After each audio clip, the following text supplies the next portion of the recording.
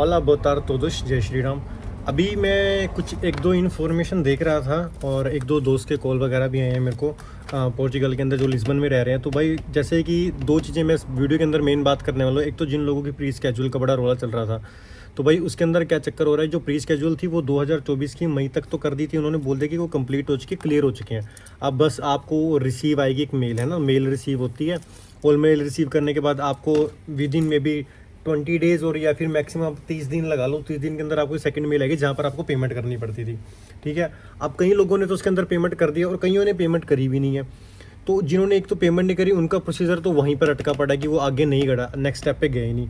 पर जिन्होंने पेमेंट कर भी दी है उनके बाद इन्होंने अभी जब ये नया आईमा वाला सेंटर ओपन करना था उससे कुछ दिन पहले इन्होंने क्या करा कि लोगों को कैंसिल कर दिया मेल्स वगैरह का।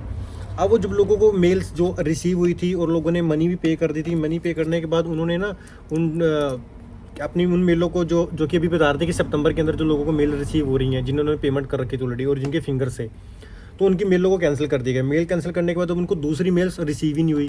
तो मुझे एक दो लड़कों की पता लगी है जिनकी रिसीव हुई, उनको आई है 15 दिन और एक को 19-20 दिन के अंदर, मतलब वही अप्रोक्स टाइम मंथली आ रहा है। तो आपको फिर से एक नई मेल रिसीव होगी और फिर जहाँ पर आपकी अपॉइंटमेंट होगी, चाहे वो अपने लिस्बन में हो या फिर किसी और शेफ के अंदर हो, आईमा के अंदर हो, जहाँ पर भी आप जाओगे वहाँ पर ईमेल के बाद होगा। बट लेकिन इन पेपरों को लेकर काफ़ी कन्फ्यूज़न चल रही है।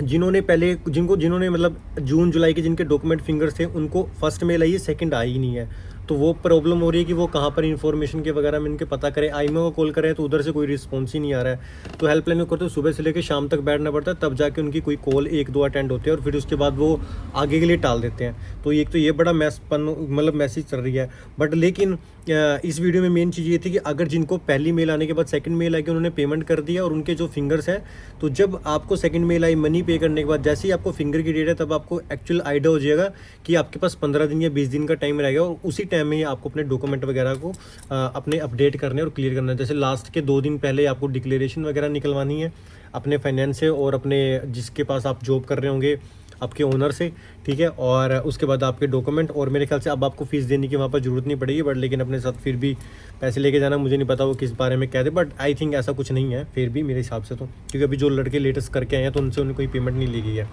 और नेक्स्ट चीज़ आपके डॉक्यूमेंट का जुनता वगैरह, क्योंकि वो भी एक अपडेटिंग टाइम के लिए रहता है, 6 मंथ के लिए वैलिड है या 3 मंथ के लिए, ये आप देख लेना अलग अलग सिटी के हिसाब से कैसे रहता है। तो वो आप अपने साथ रख के जाना। पासपोर्ट का ये देख के रखना कहीं आपके पासपोर्ट की डेट जो है वो एक्सपायर तो नहीं होने वाली है, क्योंकि वो